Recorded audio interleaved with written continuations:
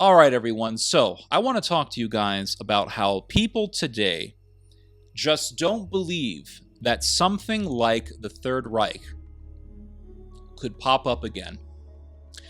They do not believe that something like the Third Reich could emerge again, emerge from the fog of the past. And a lot of people think that we today are so different from the humans of that time period, that people today are so different from those who lived in the mid 20th century. And you have these right-wingers, these neo-Nazis, these far-right types of people who will say things like, well, the Third Reich really cannot revive, or Nazism will not revive because people nowadays are just cucked and they're pansies and they're snowflakes.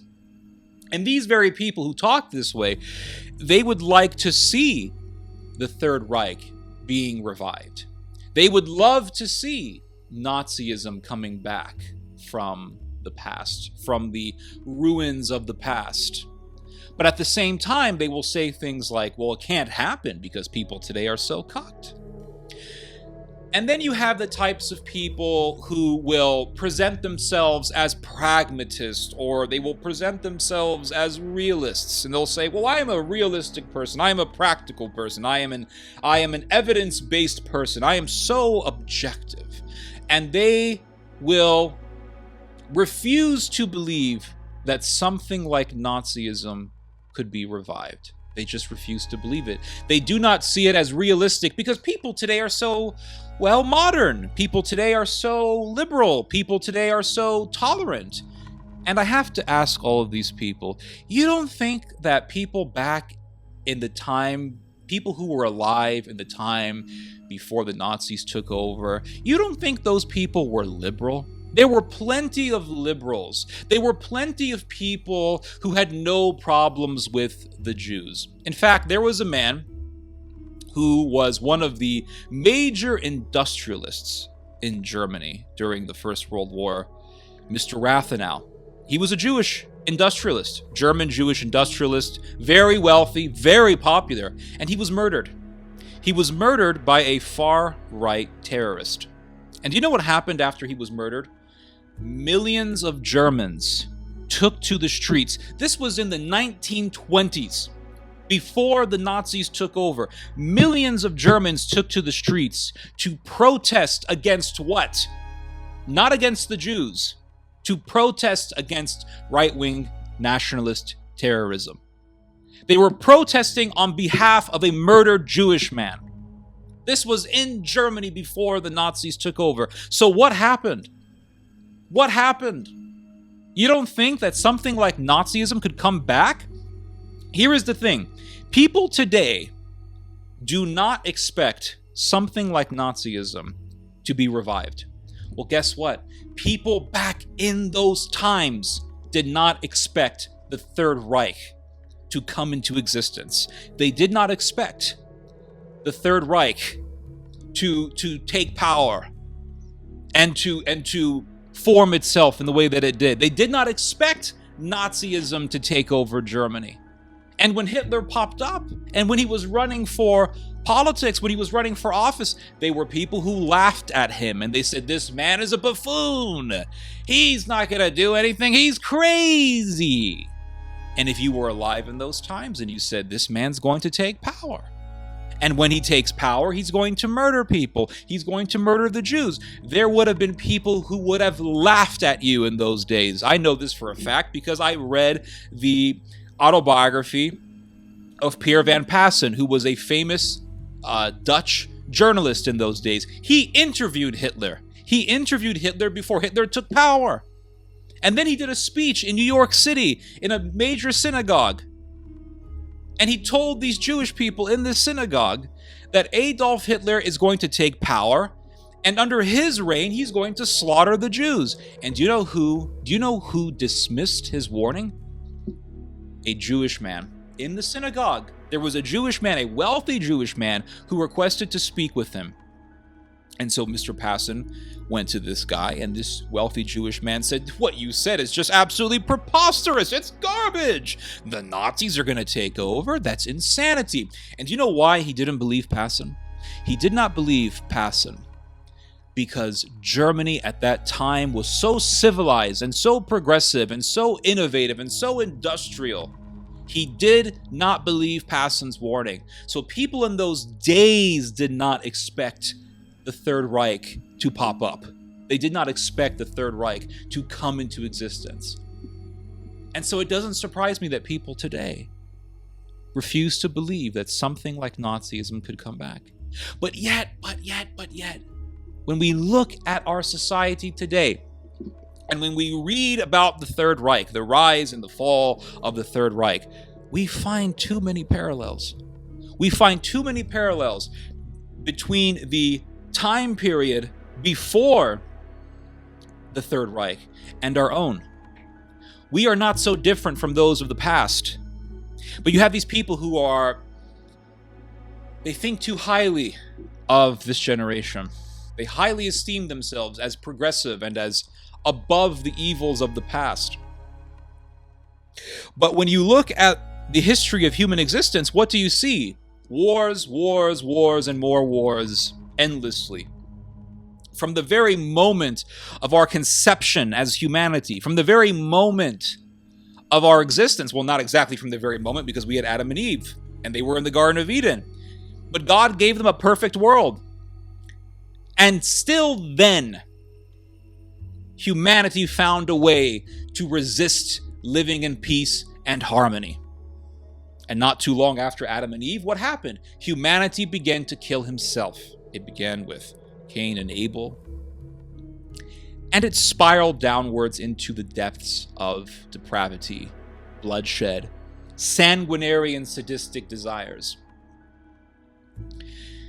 And God said, and this is in the book of Genesis, chapter 6, God said, "I regret making man." Well, is that not one of the most profound verses in the entire Bible? At least it is for me.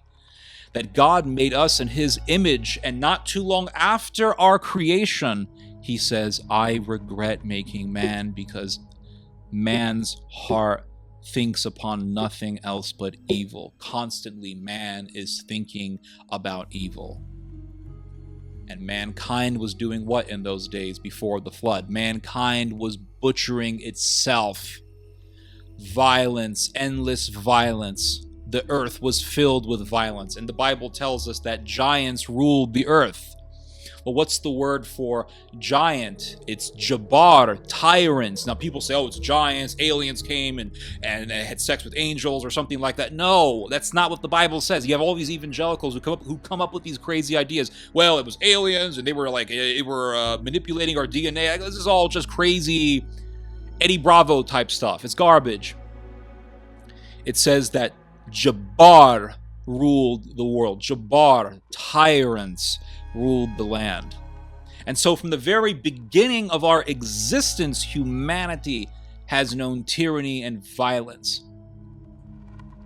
And what do you read in the annals of humanity's history? What do you read in our history? Wars and the desire to conquer, enslave, and even to exterminate other humans. And you see this throughout history. And you see this even in prehistory. Before humans began to even write their own histories, you see in the archaeological record, for example, in Germany, years and years ago, they found just a giant pit full of skeletons. And they say that over 100 or even hundreds of people were butchered. And this was in the BC era. We're talking thousands of years before the time of Christ. I mean, you had massacres and people exterminating each other. This was happening in far, far antiquity, deep into hollow antiquity. And so we look at history and we say, oh my God, it never stops repeating itself. You may have different weapons, you may have different technology, you may have different cultures, different languages, different peoples, but it's the same thing. It's violence, bloodshed. They'll say, well, when the white man came to North America, it was all just hell on earth for the Native Americans. But then you look at the archaeological record in North America before the Europeans arrived, and you find, for example, they found, I think this was in North or South Dakota, they found this giant pit full of mutilated people. Now, there were skeletons, but they could analyze the skeletons and they could see these people were mutilated, they were scalped, they were butchered, and this was done by Native Americans on other Native Americans. So you look at history just constantly repeating itself, and you have to ask yourself, how in the hell are we so special? How in the hell are we as human beings living today in the 21st century exempt from the cycle of human evil that has been going on ever since Adam and Eve ate the fruit in the Garden of Eden? It has never ended. And so history repeats. Even when we read history, it repeats. And you have people who say, well, those who refuse to read history are doomed to repeat it. We've been reading history for decades, and yet we are doomed to repeat it. It doesn't end. Because here is the one lesson from history that almost no one ever picks up. The lesson from history is that we do not learn from history. That is the lesson of history. People back in the time of Napoleon were more educated than people today. Yes, we have all of the world's information on our fingertips just by looking at our phones. But yet we are not as educated, and nor are we as articulate as those who lived before us. People today are, for the most part, not articulate. We cannot say a few words without saying like or Like, I was there, and I was like, oh, we're not articulate. We've lost articulation. Why have we lost articulation? Well, because we don't really read books anymore. People back in the 1800s, people back in the 1700s were more educated than we are today. And in those days, people read history, and yet they would repeat the very evils of history. People back in the day of World War I were reading about the Napoleonic Wars, or they were reading about the 30 Years' War, or they were reading about the 100 Years' War. And yet here they were in World War I doing the same damn bloody thing that their ancestors were doing. We don't really prevent history from repeating itself by reading history. The only way that we can prevent history from repeating is if we actually look at what history says and say to ourselves and declare, okay, we're not going to do this anymore, but yet we do it. And we find ways to lie about history. We find ways to lie about the evils of the past, or to water down the evils of the past, or to make little of and to belittle the evils of the past and say, actually, no, our ancestors, our historical predecessors were not really that bad. Let's follow in their footsteps. And then we repeat the very evils of those that we glorify. And so we look at our own society today and we can say, yeah, we're very tolerant. Yes, we're very progressive. Yes, people aren't going around, normally speaking, they're not going around talking about how much they hate Jews.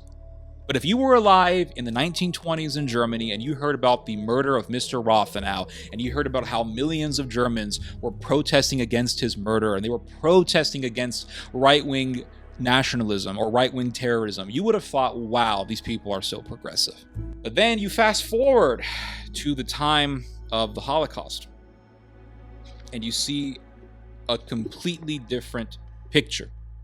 You go back, you fast forward from that time, you fast forward from the 1920s to the late 1930s, and you see a vastly different picture. So, for example, I've been reading this book. It's a very good book, I will say. Informative, very well written. It's easy to understand. Kind of feels like a movie at times.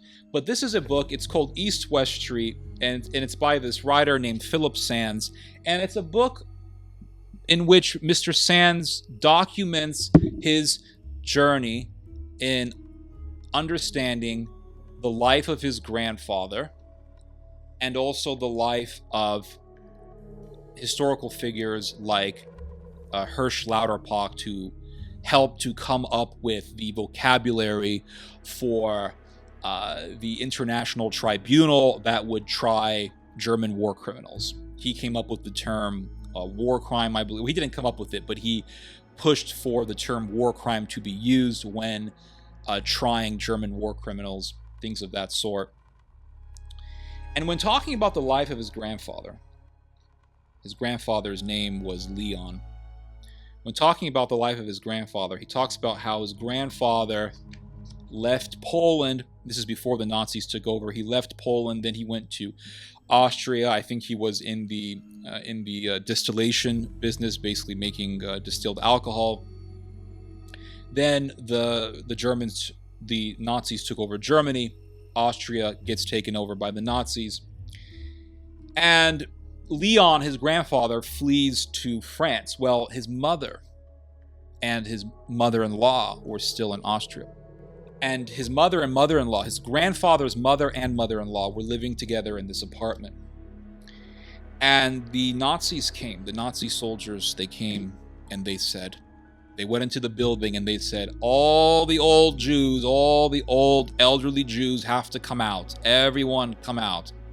And he even uses the German terms that they would use. Alle aus, alle aus. Alle means all, everyone. We have some overlap between English and German. And they said, alle aus, everyone out. All must come out.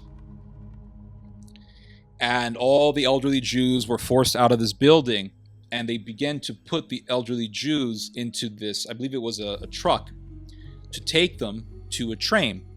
And then from the train, they would take him to a death camp where his mother was killed. I believe her mother, this author's great-grandmother, I believe she was murdered in Treblinka.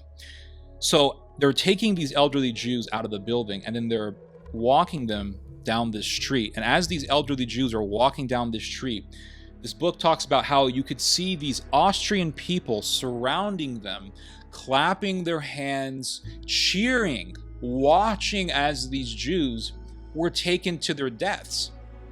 And you just say, how does this happen? How in the hell does this happen? But it happens.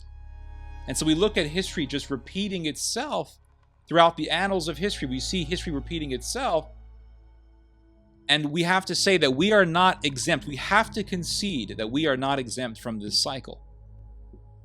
So we look at the world before the Nazis took over.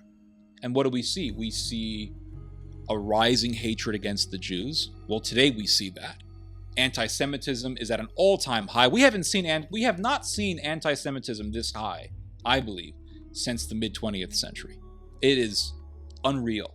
And you go onto Twitter, now known as X, and it's just riddled with, Nazi-tier propaganda. Nazi-tier propaganda, the likes of which you could have seen if you were alive in 1930s Germany.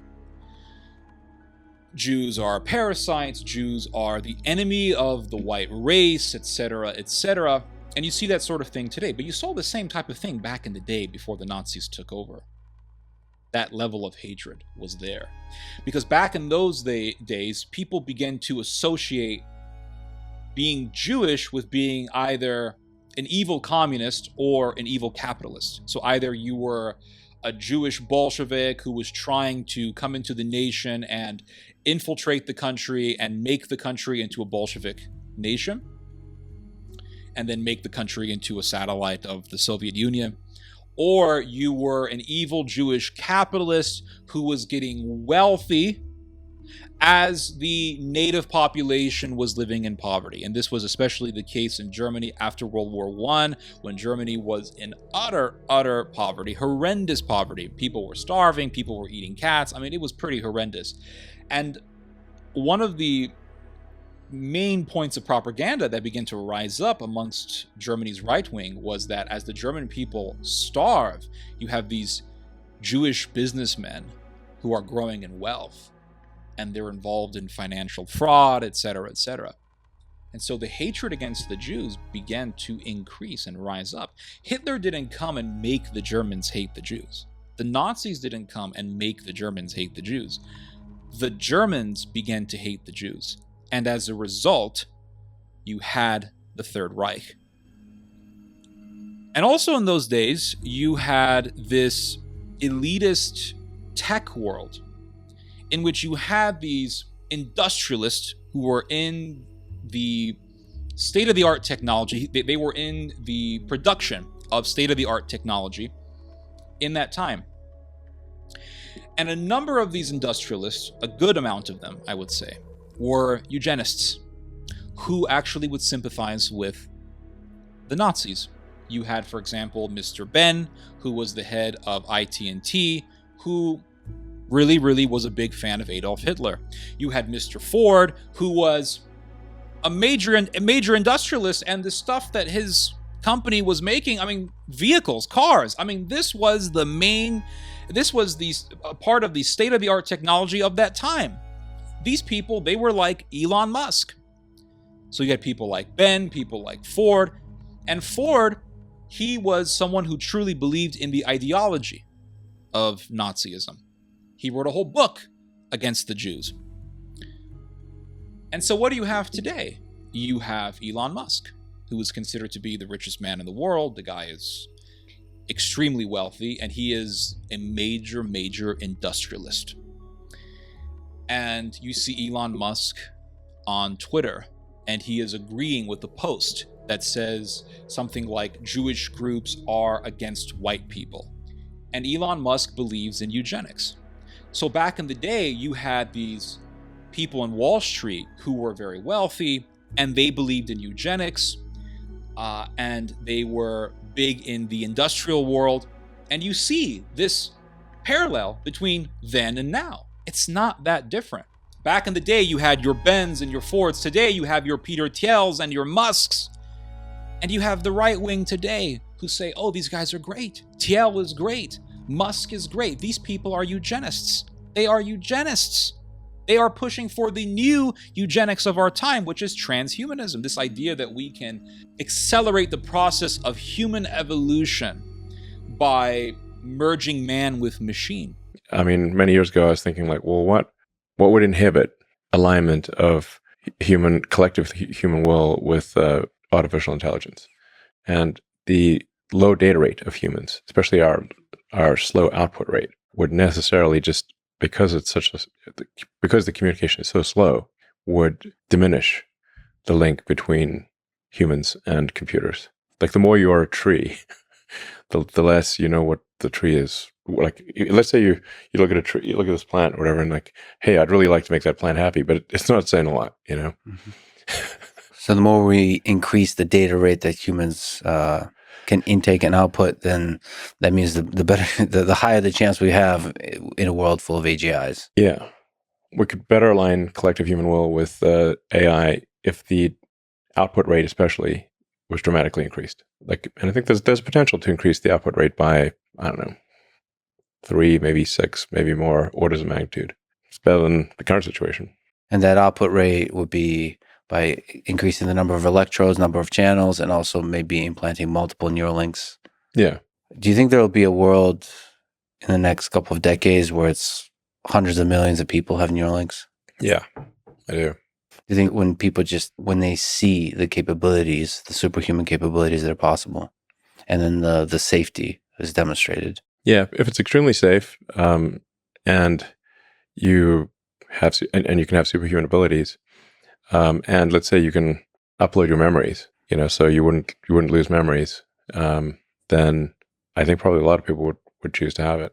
We're obviously talking about, by the way, like it's not like around the corner. It's, you asked me what the distant future is. Like maybe this is like, it's not super far away, but 10, 15 years, that kind of thing. Well, we feel pretty confident that I think maybe within the next year or two that someone with a Neuralink implant will be able to outperform a pro gamer. Nice. Because the reaction time would be faster. Well, back in the day, it was about accelerating the process of human evolution to make humanity, to make certain humans into a Übermensch or a Superman, someone who is above human. And there were people in those days who wanted to annihilate what was called the Untermenschen, the underhuman, the people who are inferior. And so today you have this new eugenics, these people who want to merge man with machine. They want to upgrade humanity. They want to make humanity evolve into something greater than itself. It's something that I think is going to be quite important. And there's not, I don't know of a company that's working on it seriously, is a neural lace. So going back to the AI situation, this is quite an important debate. Like if you assume any rate of advancement in AI, we will be left behind by a lot. And so then we could be in, like, benign situation, but even the benign situation, if you have if you have ultra intelligent AI, we would be, so far below them in intelligence that it would be like, a pet, basically. Cat, that's what I was like a thinking. pet, Like like a cat. It'd be Elon like the a house cat. Yeah, it would be like the house cat. Right. So that's it's not the end of the world, It's just, Well, sort of pet. I've seen the movie. It could be. Yeah. It could be. So that honestly, that would be the benign scenario. And So house cat is okay. I mean, I don't love the idea of being a house cat. Okay. But that, So what's the solution? yeah. So I think I think it's to essentially. I think one of the solutions, the solution that seems maybe the best one, is to have an AI layer. If you think of, like, you've got your limbic system, your cortex, and then a digital layer, a sort of a third layer above the cortex, that could work well and symbiotically with you. I mean, just as your cortex works symbiotically with your limbic system, your sort of a third digital layer could work symbiotically with the rest. This is something that's surgically inserted or bred into the species, or what? The fundamental limitation is input-output. So we already have, we're already a cyborg. It's just that, you have a digital version of yourself or partial version of yourself online in the form of your emails and your social media and all the things that you do. And you have basically superpowers in that with your computer and your phone and the applications that are there. And you have to ask yourself, in such a utopianism, in such a diabolical aspiration, what happens to the people who refuse to acquiesce or refuse to conform to such an ideology? Are you going to put them in camps because they are considered to be Untermenschen? That they are considered to be low IQ? And you have these eugenists today from Silicon Valley and their ilk. They're talking about how certain people are born with higher IQs, certain people are born with higher intelligence, and how we can breed a more intelligent human by taking the sperm and the egg from two people who are considered to be highly intelligent, and then put the sperm into the egg, do some IVF, and then breed humans to be more intelligent. And it's something straight out of Mengele. We can make a new human. We can breed a better humanity. Well, what happens to those who are considered to be of inferior genetics?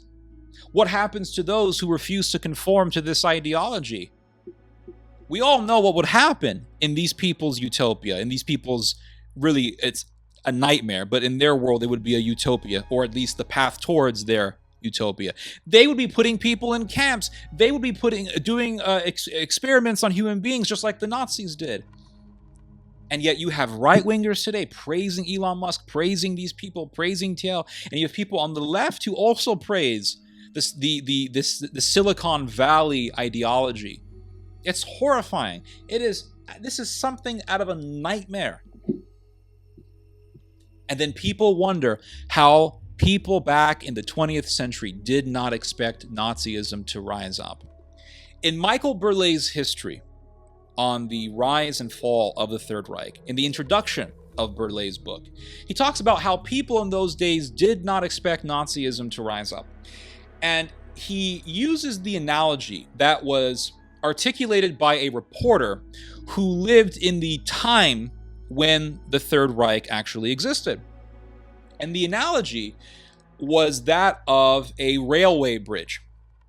And the analogy says that when you want to make a new railway bridge, you don't demolish the old railway bridge because that would disrupt the flow of traffic. You slowly, gradually take the railway bridge apart and you replace those parts with new parts. You slowly take a few pieces of the bridge away and then you replace it with new pieces. And then you keep doing this gradually and gradually and gradually. And the train keeps riding on this bridge every single day. And the passengers on that train don't even notice that a new bridge is being built. And so before the passengers even know it, there is a brand new railway bridge. And they say, well, I didn't even notice that they built a new bridge. How come they built it so fast? How could they build a bridge so fast? Well, they built it slowly through increments. And that's how these evil systems work. They work through incrementalism. They work piece by piece by piece, and people don't even see it coming. And that's how the Third Reich eventually took over. That's how Nazi Germany eventually sprung. It sprung when people did not truly expect it. Most people did not expect it, especially people living outside of Germany. They did not expect it. And so today, what do we see? We see this new eugenics. We see militarism in Germany rising up. And you have people on both sides just either loving what's happening or they don't give a damn. They don't give a damn. And you wonder what spawns from this reality. What is the spawn of this reality? The spawn of this reality is a Leviathan that is bent on destruction and butchery. And what spawns this Leviathan? What gives life to this Leviathan? It is our indifference, our apathy, our rage, which clouds our vision. We give life to this beast. We revive this beast back from the dead. We revive it back from the grave. And we will say, well, how did this monster come back? Because either we were indifferent to its creation or to its revival, or we were so angry at another group of people that we saw this Leviathan as a hero. And so we didn't see it as a Leviathan. We saw it as a savior. And so it is by our indifference, our apathy, our rage, by which we revive this Leviathan. And I was reading the New York Times today, and I saw this article. I was reading this article. The New York Times interviewed about 65 doctors. And these were doctors who did medical work in Gaza. And the stuff that they saw, the stuff that they witnessed, I was reading it. I had to put the damn article down. I had to put the computer down. It just killed me to read this stuff. But I want to read to you guys some excerpts from the article. And I want to go more into this topic of how we are not expecting something like Nazism to come back. So here is the beginning of the article. It says, this is from a doctor named Feroz Sidwa, who is a trauma and general surgeon. And he worked in Gaza for 2 weeks as a surgeon. And he says here, I worked as a trauma surgeon in Gaza from March 25th to April 8th. I volunteered in Ukraine and Haiti, and I grew up in Flint, Michigan. I've seen violence and worked in conflict zones. But of the many things that stood out about working in a hospital in Gaza, one got to me. Nearly every day I was there, I saw a new young child who had been shot in the head, virtually all of whom went on to die, 13 in total. And you see the photos. You see the x-rays. These are x-rays of the bodies of children with bullets, a bullet in the neck, a bullet in the head. And they say Israel is fighting for survival. How is this fighting for survival? And I want to read to you guys another excerpt here. This is from a doctor who also was active in Gaza. His name is Dr. Mark Perlmutter. So in case you want to say, oh, these are all Muslim doctors, this is a Jewish doctor. He is an orthopedic and hand surgeon. And he said, I saw several children shot with high-velocity bullets in both the head and chest. Now, I remember not too long ago I showed a video on my YouTube channel. It's still on my YouTube channel. And it was an interview of a young Palestinian. And he is saying how the Israelis took him and his father and several other people into this hospital. And I think they tied their hands behind their backs, and then they told them to leave. They let them leave the hospital. They untied their hands and they said, "You can go." And so as they were walking, all of a sudden, sniper fire. وعينا وربطونا ايدينا سابونا يمكن ساعتين واقفين في العمارة كلنا بعدين ودونا على الشفا حطونا بالشفا بنص الشفا بعدين بعد يمكن خلونا ساعة بعدين أخذونا على برج الشفا طلعونا على الطابق الأول حطونا على الأرض بعدين طلعونا على الطابق الأخير أخذوا هوية كل واحد وعرفوا قديش عمره وسابونا يمكن هيك 3 ساعات بعدين ايش قالوا لنا عليكم الأمانة بتطلعوا بتروحوا على الجنوب وقفنا صاروا يطخوا كلنا انبطحنا بعدين صاروا يتسلوا علينا واحد بالقناص طخطخوهم كلهم في واحد طلع راسه أكل طلقة ببطنه طلع راسه أكلها في راسه وكل دمه نزل علي كم من نفر؟ كنا 9 أنفار أبو عوض وولاده الاثنين استشهدوا وأبويا الله يرحمه وأخويا يوسف وكان معنا واحد عمره 67 سنة اللي لسه ما جابوش ولاده وقال لي إذا بتقدر تفكني عشان أطلع معك فكيته لسه بتحرك أنا أشوف راسي أبويا كان بتشهد وحركته كان بتشهد بصوت واطي لا وقلت له إيش لا وقال لي إذا بتقدر تشرد يابا اشرد وشردت قبل ما أشرد رفعت راسي صار طخ نار بعدين رفعت راسي بطل أبويا يرد ولا حد بيرد. And you read these stories from legitimate doctors and you see the x-rays, and there are people who will still insist that it's all lies, it's all nonsense, it's all garbage. And looking at this very morbid way of thinking, or this very morbid situation, I should say, it's really no wonder that Nazism rose up. It's really no wonder that something as evil as Nazism came into existence. When we see people talking this way today, when we see how people can read about human suffering and then say, who cares? F them.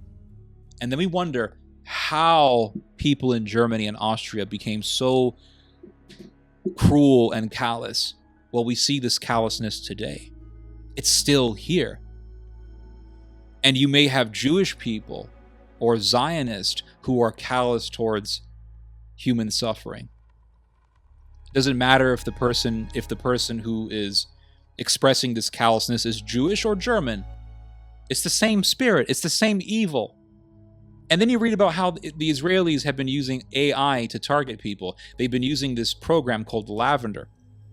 And they put in a whole bunch of information into the system, and the system comes up with addresses, and those addresses become targets. And when Lavender provides no targets, they simply lessen the criteria so Lavender can start producing more targets. And this, I believe, is the first time we have seen this sort of technology used in war. And the way I look at it, and this is me putting on my conspiracy theory hat, but I believe that this is a giant lab test. I think that Gaza is being used as a giant lab test to see this technology being used. And you see this horrendous human suffering, and these Western countries will give lip service, but at the same time, they don't mind still working with Israel, regardless of war crimes. And I suspect it's because they want to see the type of technology that Israel has been using actually being used. They want to see it. I suspect this is a giant laboratory, and the lab rats are human beings. I understand that they're killing terrorists. I understand. Oh, you don't have to repeat yourself. Please spare me all this. I know all this stuff already. I'm talking about these cases of children with high velocity bullets found in their heads, found in their necks, snipers shooting at civilians. That's what I'm talking about. And the fact that you have so many people who are callous towards this tells me, no, history is going to repeat. It's going to happen again. And there are a lot of people who want to destroy Israel. There are people, not just in the Muslim world, but people in the Western world as well. And I believe that eventually there is going to be so much fury against the Jews, just like there was fury against the Jews in the 20th century, that the horrors of the past will happen again. And then people are going to say, well, how could this happen again? And if I'm still alive, I will simply say, look at history. Look at what was going on in the 2020s, even before that. Look at what was going on in the era of history that we lived in, the one that we're living in right now, and how people thought it was so great and how people thought it was so progressive, when the reality was, if you simply looked at the details, if you simply looked at what was happening around you, you would have seen a similar story, a similar situation to that was going on before the Nazis took over. What we are seeing today, the trends that we are seeing, the phenomena that we are seeing, has a parallel to what was seen before the Nazis took over.